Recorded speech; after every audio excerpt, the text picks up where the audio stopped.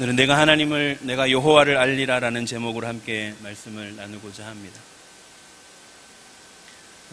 자녀가 잘못을 하게 되면 부모가 그 자녀를 징계하는 것은 부모된 권리이고 또 부모의 의무이기도 합니다. 부모가 자녀를 징계하는 것은 부모가 자녀를 자기 마음대로 해도 좋다라는 그런 의미가 아니라 그 자녀를 바른 길로 인도해야 할 의무가 있다는 것이죠. 부모의 권리나 의무를 논하지 않는다 할지라도 부모가 자녀를 징계하는 가장 중요한 이유는 무엇입니까? 부모가 자녀를 사랑하기 때문에 그렇습니다.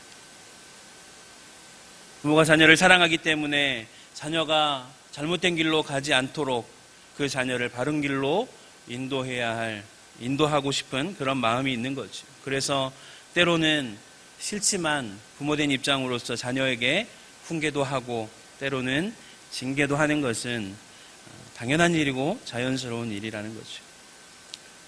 물론 자녀를 어떤 방식으로 징계하느냐 하는 것은 또 다른 차원의 문제이긴 하지만 바람직한 부모라면 어쨌든 자식을 사랑하는 마음으로 때로는 자기 자녀를 징계하고 훈계할 수 있어야 하는 거죠. 그래서 잠언 13장 24절 말씀에 보면 뭐라고 말씀하냐면 매를 아끼는 자는 그의 자식을 미워함이라 자식을 사랑하는 자는 근실히 징계하느니라 라고 말씀하고 있습니다. 자녀가 어떤 잘못을 해서 부모에게 그 사실이 들통이 나게 되었습니다. 그런데 그 부모가 그 자녀를 아무 말도 하지 않고 그냥 조용히 지켜만 보고 있다면 어떨까요? 이럴 때 정말 철없는 자녀라면 부모가 자기가 무슨 잘못을 했음에도 불구하고 그것을 혼내지 않으면 철없는 아이들이라면 그것을 좋아할지 모르겠지만 자신이 잘못했다는 사실을 인지하고 있는 자녀라면 어떨까요? 차라리 매를 때리는 게 낫지 부모님이 침묵 가운데 있으면 그것이 더 무서운 것이라는 사실을 알게 될 것입니다. 자식의 잘못에 대해서 부모가 침묵하고 있다는 것은 무엇을 의미하는 것입니까? 어떨 때 부모가 자녀가 잘못했는 사실을 알고 있음에도 불구하고 침묵합니까? 정말 화가 났을 때 그렇죠. 하나님도 마찬가지입니다. 하나님도 하나님의 백성들이 잘못된 길을 걸어가게 될 때 그냥 내버려 두시는 것이 아니라 그들을 권면하고 때로는 그들을 징계하기도 하시는 것입니다. 왜 그렇습니까? 하나님께서 우리의 아버지가 되시고 하나님께서 우리를 사랑하시기 때문에 그런 거예요. 하나님의 뜻을 벗어나서 내가 내 마음대로 자기 멋대로 살고 있는데 그냥 죄짓고 살아가고 있는데 오히려 아무 일도 없이 평탄하게 잘 되고 있다면 이렇게 살아도 아무 일도 일어나지 않는구나라고 좋아할 게 아니라 어떻게 해야 됩니까? 하나님의 심판을 두려워하는 마음으로 빨리 돌이켜야 하는 것이죠. 하나님은 그 자녀들이 잘못된 길로 가고 있을 때 그냥 내버려 두시는 하나님이 아니시기 때문에 그렇습니다. 잠언 3장 12절 말씀에 보면 이렇게 말씀합니다. 대저 여호와께서 그 사랑하시는 자를 징계하시기를 마치 아비가 그 기뻐하는 아들을 징계함 같이 하시느니라.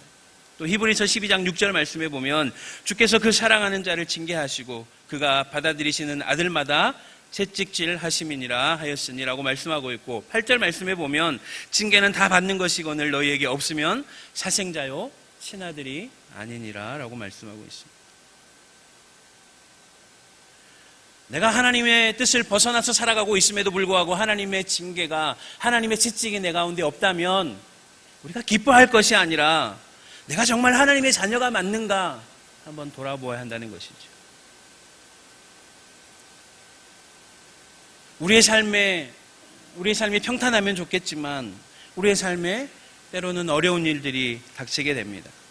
우리의 삶에 어려운 일이 닥치게 될 때 우리는 신앙적인 관점에서 두 가지로 생각해 볼 수가 있습니다. 하나는 우리가 죄를 지어서가 아니라 하나님께서 우리의 신앙의 성숙을 위해서 우리의 신앙이 한 단계 더 성숙하게 하시기 위해서 우리를 성장케 하시려는 목적으로 우리를 훈련하시는 것이고 또 한편으로는 우리가 죄를 지었기 때문에 하나님의 뜻을 떠나서 살았기 때문에 하나님께서 우리로 하여금 하나님께 돌아오게 하시도록 우리를 징계하시는 그런 권한이 있는 거죠. 물론 이 두 가지를 우리가 명확하게 구분해내는 것은 쉽지 않습니다. 그러나 분명한 것은 하나님께서 우리가 어떤 죄를 짓거나 하나님의 뜻에 벗어나서 살아가게 되면 하나님께서 우리에게 깨달을 수 있는 기회를 주신다는 것은 분명한 사실인 것이죠.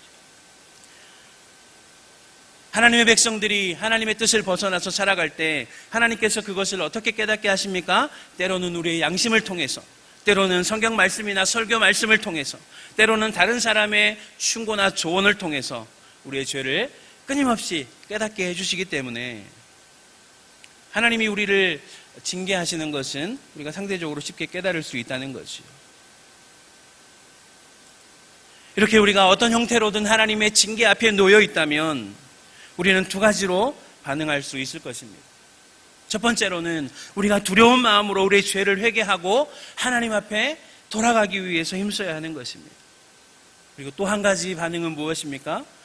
하나님의 심판이 두렵지만, 하나님의 징계가 두렵지만 또 한편으로는 하나님께서 나를 여전히 사랑하고 계시는구나, 하나님이 나를 지켜보고 계시는구나, 하나님이 내가 바른 길로 돌아가기를 원하시고 계시는구나 라는 그 하나님의 사랑을 또한 깨달아야 하는 것입니다.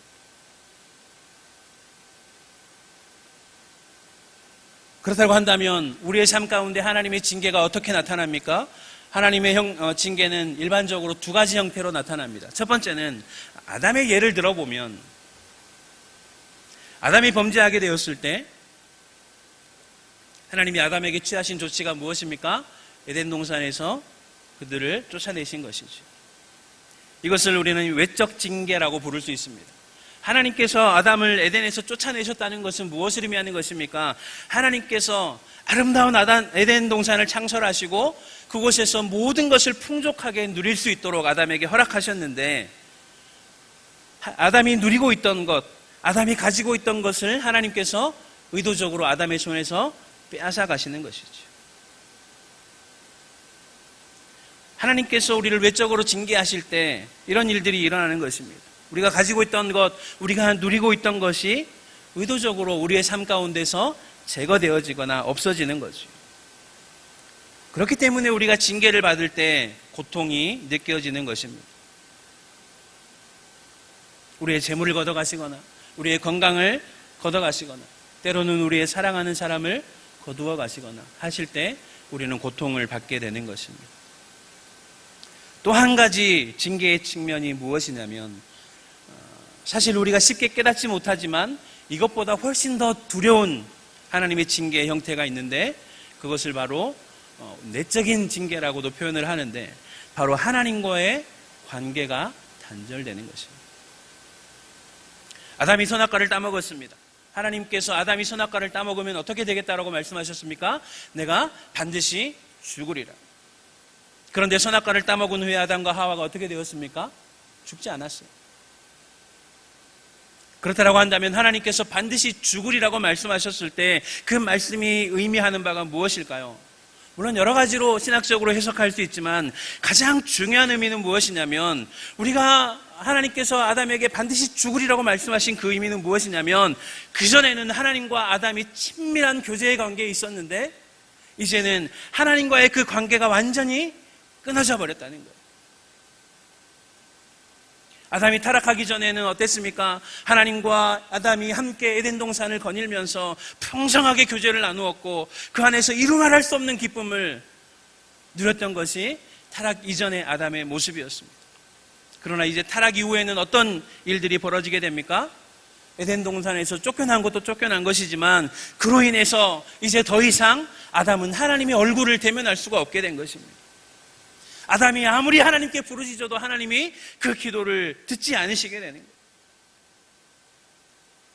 에덴 동산을 거닐며 하나님과 기쁨으로 나누었던 그 교제의 기쁨이 사라져버리는 거예요. 외적인 징계보다 더 두려워해야 할 것이 이것이라는 거죠. 아담이 범죄하면 선악과를 따먹으면 반드시 죽으리라고 했는데 안 죽었습니다. 안 죽었다라고 아담이 좋아해야 할 일일까요? 육체적인 죽음보다 더 무서운 것은 영적인 죽음이라는 거예요. 하나님과 단절되어 버린 그 무서운 영적인 죽음을 맞이하게 되었는데, 오늘날 우리의 삶 가운데도 이런 영적인 죽음이 나타날 수 있습니다. 하나님의 말씀을 들어도 아무런 깨달음이 없고, 예배 시간에 선포되는 하나님의 말씀을 통하여서도 우리의 마음 가운데 아무런 찔림이 없고 아무런 감동이 없다면,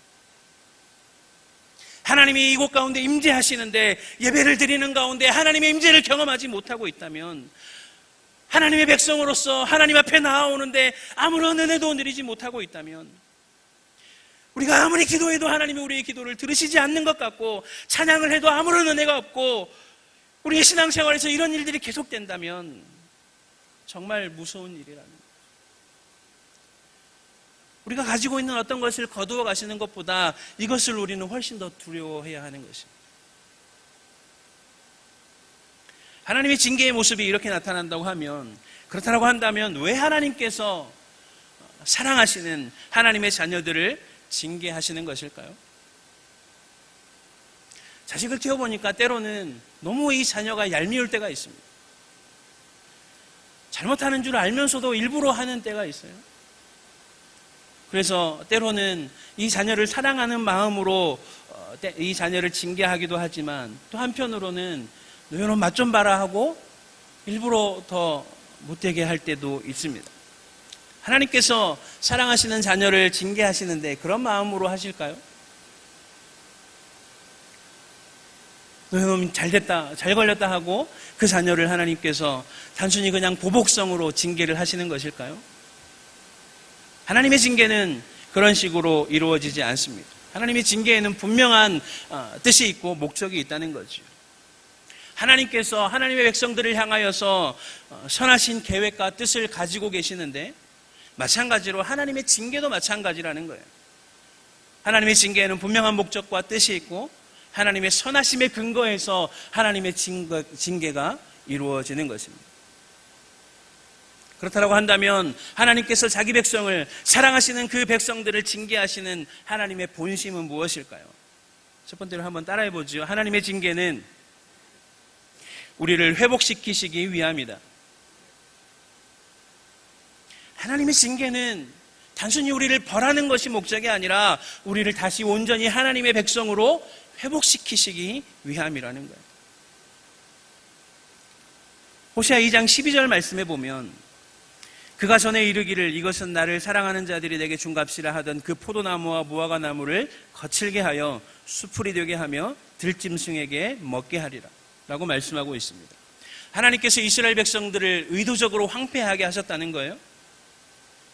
그런데 오늘 본문으로 다시 돌아와서 14절 말씀에 보면, 그러므로 보아라 내가 그를 타일러 거친 들로 데리고 가서 말로 위로하고 라고 말씀하고 있습니다. 하나님께서 황폐하게 하셨던 그곳에 다시 이스라엘 백성들을 데리고 가셔서 하나님의 징계로 인해서 황폐해지고 상처받은 그들을 말로 위로하고 계신다는 거예요. 말로 위로하실 뿐만 아니라 15절 말씀에 보면 그들에게 다시 포도원을 주겠다라고 말씀하십니다. 하나님께서 하나님의 뜻을 버렸던 이스라엘 백성들에게서 의도적으로 그들이 가지고 있던 것들을 거두어 가셨는데, 이제 다시 하나님께서 그들의 삶에 그런 풍요와 그런 회복을 다시 베풀어 주시겠다는 거죠. 하나님의 징계로 황폐해졌던 그들의 삶이 다시 풍성한 결실을 맺게 해주시겠다는 그 약속이 주어진 것입니다. 뿐만 아니라 15절 중반절에 보면 아골골짜기로 소망의 문을 삼아주겠다라고 말씀하셨는데, 아골골짜기는 어디에 등장할까요? 아골골짜기는 여호수아서에 등장을 하죠. 여호수아 7장 말씀에 보면 아간이 물건을 훔쳤다가 온 가족이 어디에서 죽게 됩니까? 아골골짜기에서 죽게 됩니다. 호세아서에서 호세아 선지자가 의도적으로 아골골짜기라는 표현을 쓴 것은 무엇을 의미하는 것일까요? 아간이 하나님께서 취하지 말라고 하신 물건을 취했다가 하나님의 징계를 받았던 것처럼 이스라엘 백성들이 지금 어떻게 했다는 거예요? 하나님이 취하지 말라고 하신 바알의 물건들을 취했다라는 것을 간접적으로 암시해 주는 것입니다. 이스라엘 백성들이 바알에게 절한 것이 그냥 단순한 사건이 아니라 하나님의 명령을 거역한 사건이고 하나님이 아니라 바알에게 자신의 마음을 주어버린 사건이라는 거예요. 그러면 이스라엘 백성들은 어떻게 돼야 되는 것입니까? 아간이 죽었던 것처럼 죽어야 마땅한 운명이었지만 하나님께서 이스라엘 백성들을 죽이지 아니하시고 소망과 회복의 약속의 말씀을 다시 한번 주시는 것입니다. 뿐만 아니라 15절 말씀에 보면 뭐라고 이야기하고 있습니까? 15절 말씀 그 뒤에 보면 그가 거기서 응대하기를 어렸을 때와 애굽 땅에서 올라오던 날과 같이 하리라 라고 말씀하고 있습니다. 하나님께서 이스라엘에게서부터 거두어 가셨던 것들을 다시 풍성하게 베풀어 주실 뿐만 아니라 이스라엘 백성들이 처음 하나님의 인도를 받아서 애굽에서 탈출하던 그날 이스라엘 백성들이 어떻게 했습니까? 하나님을 찬양하고 하나님의 일하심에 대한 기대에 부풀어 있고 하나님의 놀라우신 이적과 기사를 찬양했던 그 일이 다시 한번 이스라엘 백성들에게 일어날 것이라고 말씀하고 있는 거예요. 이것은 무엇을 의미하는 것입니까? 하나님께서 이스라엘 백성들을 황폐하게 하셨던 것을 다시 회복하실 뿐만 아니라 끊어졌던 그 하나님과의 관계를 하나님께서 다시 회복해 하시겠다라는 약속이라는 거죠. 두 번째로 한번 따라해 보겠습니다. 하나님의 징계는 우리를 정결케 하시기 위함이다. 16절 말씀에 보면 여호와께서 이르시되 그날에 내가 나를 내 남편이라 일컫고 다시는 내 바알이라 일컫지 아니하리라. 내 남편이라 일컫고 다시는 내 바알이라 일컫지 아니하리라 하는 이 말씀이 무슨 의미일까요? 이 말씀은 두 가지로 해석해 볼 수 있는데 바알이라는 것은 우리가 잘 아는 대로 우상의 이름이지만 이 이름이 의미하고 있는 것은 주인이라는 뜻이 있습니다. 하나님을 내 바알이 아니라 내 남편이라 일컫게 된다는 이 말은 하나님과 이스라엘의 관계가 이제 어떻게 된다는 거예요? 그 전에는 하나님이 주인이고 이스라엘이 종과 같은 그런 주종 관계였다면 이제는 어떻게 된다는 것입니까? 이제는 주종 관계가 아니라 남편과 아내의 관계가 될 것이라는 말씀입니다. 명령하고 복종하는 그런 비인격적인 관계가 아니라 서로 사랑하고 존중해주고 배려해주는 그런 인격적인 관계로 하나님께서 이스라엘을 대우해 주시겠다는 말씀인 거죠. 뿐만 아니라 하나님께서 이스라엘 백성들에게 많은 것들을 베풀어 주셨습니다. 그래서 우리가 이미 살펴보았던 2장 8절 말씀에 보면 곡식과 새 포도주와 기름은 내가 그에게 준 것이요 그들이 바알을 위하여 쓴 은과 금도 내가 그에게 더하여 준 것이거늘 그가 알지 못하도다라고 말씀하고 있는데 이스라엘이 지금 뭐 하고 있는 거예요? 하나님과 바알을 혼동하고 있는 거예요. 하나님이 주신 것을 바알이 줬다라고 생각하고 하나님이 주신 것을 바알에게 다 갖다 바치는 죄를 범하고 있는 거예요.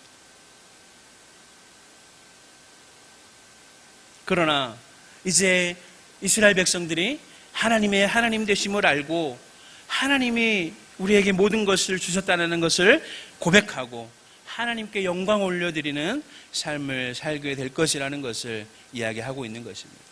하나님의 징계를 통해 이스라엘 백성들이 어떻게 변화되는 것입니까? 이제는 우리의 시선을 세상으로부터 돌려서 하나님께로 하나님 한 분만 바라보는 그런 삶으로 바뀌게 될 것을 이야기하고 있는 것이죠. 세 번째로 한번 따라해 보겠습니다. 하나님의 징계는 하나님을 알게 하기 위함이다. 19절 20절 말씀에 보면 내가 내게 장가들어 영원히 살되 공의와 정의와 은총과 긍휼히 여김으로 내게 장가들며 진실함으로 내게 장가들리니 내가 여호와를 알리라 라고 말씀하고 있습니다. 이스라엘 백성들이 지금 호세아서에서 하나님께서 이스라엘 백성들을 어떻게 비유하고 있습니까? 음란한 여인으로 비유하고 있지. 하나님께서 이스라엘 백성들을 사랑하시고 그들에게 많은 것들을 부어주셨음에도 불구하고 바알에게 그들의 마음을 주어버린 음란하고 간음한 그 이스라엘 백성들, 하나님을 배반한 이스라엘 백성들임에도 불구하고 하나님께서 다시 이스라엘 백성들을 아내로 맞으실 것을 선포하고 있는 거예요. 정말 놀라운 하나님의 선포인 것이죠. 하나님을 버리고 떠나버린 그 이스라엘 백성들, 간음하고 음란한 그 고멜과 같은 그 이스라엘 백성들을 다시 하나님께서 그들을 아내로 맞아주실 것이라고 말씀하고 있는 거예요. 그런데 하나님께서 그들을 마지못해 정말 화나는 마음으로 어쩔 수 없이 받아들이는 것이 아니라 하나님께서 내가 너에게 장가들 것인데 어떻게 장가들 것이라고 말씀하고 있습니까? 공의와 정의와 은총과 긍휼히 여김으로 장가들 것이라고 말씀하고 있습니다. 한번 하나님을 배반한 이스라엘 백성들을 무섭게 대하시고 엄하게 대하시고 더 이상 그들을 믿지 못해서 의심의 눈초리로 그들을 바라보시는 것이 아니라 여전히 그들을 향하여서 긍휼의 마음으로, 사랑의 마음으로 다가가시겠다라고 말씀하고 있는 것입니다. 뿐만 아니라 20절 말씀에 보면 진실함으로 내게 장가들으리라고 말씀하셨는데, 이스라엘 백성들은 하나님 앞에 진실하지 못했지. 하나님 앞에 충실하지 못했습니다. 그래서 그 언약이 깨어져 버렸는데, 이제 이스라엘 백성의 진실함이 아니라 하나님의 진실하심으로, 하나님의 성실하심으로 그 관계를 다시 회복해 하시겠다라고 말씀하고 있는 것입니다. 하나님께서 이스라엘 백성들을 징계하시는 목적에 대해서 살펴보았는데, 그렇다고 한다면 하나님께서 왜 이스라엘 백성들에게 이토록 집요하게 그들을 붙들고 징계하여 다시 돌아오게 하시는 것입니까? 20절 하반절 말씀에 보면 내가 여호와를 알리라라고 말씀하고 있습니다. 하나님의 백성들을 징계하시는 궁극적인 목적이 무엇이라는 거예요? 네가 하나님을 알기를 원한다는 거예요. 이스라엘 백성들은요, 그 전까지 하나님을 잘 안다라고 생각했습니다. 우리가 많은 재물을 드리면 하나님께서 기뻐하시겠지.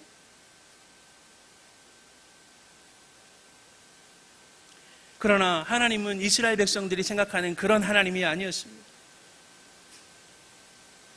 이스라엘 백성들이 정말 하나님을 잘 안다라고 자부했지만 사실 그들은 하나님에 대해서 정말 모르고 있었다는 거예요.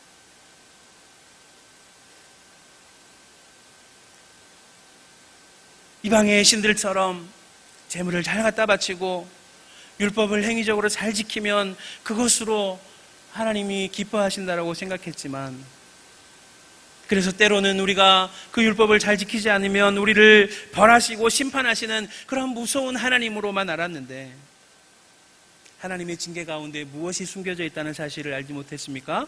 하나님께서 그들을 너무나도 사랑하신다는 그 사실을 이스라엘 백성들이 알지 못한 거예요.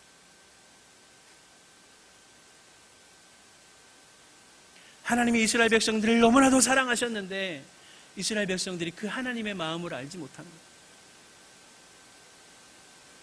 하나님을 아는 것, 이것이 우리를 향한 하나님의 뜻이었다는 것입니다. 호세아서 서론에도 말씀드렸지만 호세아 선지자가 끊임없이 이스라엘 백성들에게 뭐라고 외치고 있습니까? 너희가 재물이 부족해서 망한다. 너희가 율법을 잘 지키지 못해서 망한다. 너희가 하나님을 향한 사랑이 없어서 망한다라고 말하고 있지 않고 뭐라고 말하고 있습니까? 내 백성이 지식이 없음으로 망한다. 하나님을 안다고 생각했지만 하나님이 말씀하신 그 율법의 말씀대로 하나님을 아는 것이 아니라 자기의 뜻대로 아는 거예요.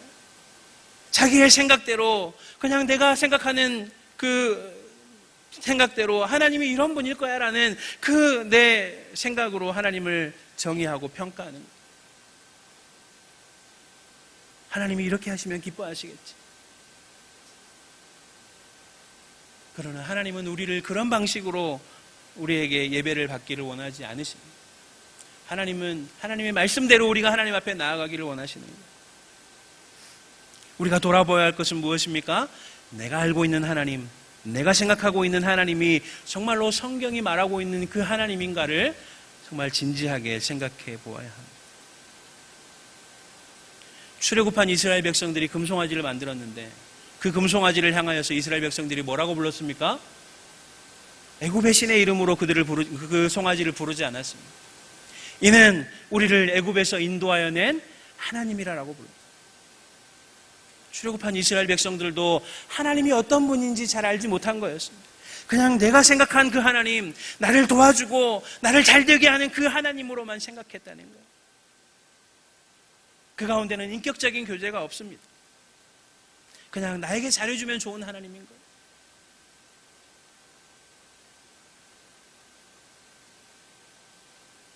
하나님은 하나님의 백성들이 하나님을 알아가기를 원하시고 그들을 향한 하나님의 사랑의 마음을 알기를 원하시고 우리가 이 땅 가운데서 어떻게 살아가야 되는지 하나님의 뜻을 알아가는 자들이 되기를 원하신다는 것입니다. 말씀의 결론을 맺겠습니다. 23절 말씀을 보면 내가 나를 위하여 그를 이 땅에 심고 긍휼히 여김을 받지 못하였던 자를 긍휼히 여기며 내 백성이 아니었던 자에게 향하여 이르기를 너는 내 백성이라 하리니 그들은 이르기를 주는 내 하나님이시라 하리라 하시니.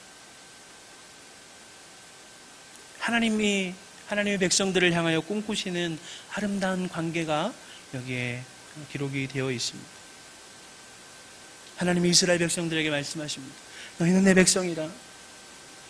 너희는 내가 사랑하는 백성이라. 이스라엘 백성들이 화답합니다. 주님이 내 하나님이십니다.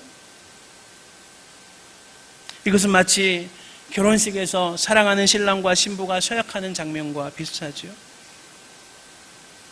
신랑은 신부를 아내로 맞아서 평생 그 아내를 사랑할 것을 서약합니까? 신랑이 네라고 대답합니다. 그러면 다시 신부에게 묻습니다. 신부는 신랑을 남편으로 맞아서 검은 머리가 팥불이 되도록 그 남편을 사랑할 것을 서약합니까? 신부는 기꺼운 마음으로 네라고 대답합니다. 그 장면을 우리가 생각해 본다면 오늘 이 말씀이 의미하는 바가 무엇인지 우리가 이해하기 쉬울 것입니다. 요즘에는 이제 결혼의 연수가 차면 금혼식이라든지 리마인드 웨딩 같은 것도 많이 하죠. 우리가 처음 만났던 그 순수했던 사랑을 다시 생각해보고 서로에게 더욱더 헌신된 사랑으로 사랑하기를 다짐하는 의미에서 이런 것들을 하는데 지금 이 말씀 속에서 하나님이 이스라엘 백성들과 마치 리마인드 웨딩을 하는 것과 같은 그런 장면이 펼쳐지고 있다는 거죠. 그냥 형식적으로 의무적으로 하는 그런 신앙생활이 아니라 그냥 남들이 보니까 거기에 맞춰서 내 신앙을 맞춰가는 것이 아니라 하나님의 눈앞에서 정말 하나님을 사랑하는 마음으로 우리가 무엇을 하든지 하나님을 향한 그 뜨거운 마음으로 우리의 신앙이 다시 한번 회복되어지기를 하나님께서 원하시고 계신다는 것입니다. 오늘 말씀이 이야기하고 있는 참다운 이스라엘 백성들의 회복이 무엇입니까? 단지 우리의 일생에 아무런 어려움이 없고 아무런 고통이 없고 평탄한 길을 걷는 것이 참다운 회복이 아닙니다. 참다운 회복은 무엇입니까? 하나님의 백성들이 하나님의 어떠하심을 아는 것입니다. 하나님의 사랑을 깨달아 아는 것입니다. 하나님의 위대하심을 깨달아 아는 것입니다. 하나님의 높고 광대하심을 깨달아 알아서 우리의 삶으로 우리의 입술로 이 예배 가운데 하나님을 찬양하고 하나님을 높여드리고 하나님을 영화롭게 하는 그런 삶을 살아가는 것이 참다운 회복이라고 말씀하고 있는 것입니다. 마지막으로 말씀을 한 구절 더 보겠습니다. 히브리서 12장 11절 말씀입니다. 무릇 우리 같이 한번 읽어볼까요? 시작. 무릇 징계가 당시에는 즐거워 보이지 않고 슬퍼 보이나 후에 그로 말미암아 연단받은 자들은 의와 평강의 열매를 맺느니라. 아멘. 하나님께서 그 사랑하는 자들을 징계하시는데 그 징계를 받은 하나님의 백성들은 어떻게 된다는 거예요? 연단을 받은 자들은 그 삶 가운데 의와 평강의 열매를 맺게 된다는 것입니다. 하나님을 영화롭게 하는 삶을 살아가게 된다는 거예요. 이전까지 이스라엘 백성들의 신앙은 어떤 신앙이었습니까? 하나님이 나의 욕망을 채워줄 수 있는 도구에 불과했습니다. 그래서 하나님이 나의 욕구를 채워주지 못하면 우리가 버릴 수도 있는 거예요. 바알이 더 유익하다고 생각하면 바알에게 갈 수도 있는 거예요. 그러나 이제 회복된 이스라엘 백성들의 신앙은 그런 신앙이 아니라 날마다 하나님의 어떠하심을 더 깊이 알아가고 하나님 한 분만을 우리의 주인으로 고백하고 오직 하나님 한 분만을 뜨겁게 사랑하고 사나주구나 주를 위해서 살아가는 거룩한 순결한 신부와도 같은 그런 백성으로 세워져 갔다는 것입니다. 오늘 우리의 삶 가운데 너희가 여호와를 알리라라는 그 말씀에 우리가 다시 한번 우리의 마음을 두어서 날마다 하나님을 더 깊이 알아가고 하나님을 알아가는 만큼 하나님을 더 깊이 사랑하고 하나님을 사랑하는 만큼 우리의 삶이 더 하나님 앞에 귀하게 헌신되어져서 정말로 이 썩어져가는 세상 가운데 거룩하고 순결한 신부와 같은 그런 하나님의 백성으로 살아감으로 말미암아서 우리의 삶을 통해서 하나님의 이름이 높아지는 그런 영광스러운 삶을 살아갈 수 있기를 주의 이름으로 간절히 축복합니다. 기도하겠습니다.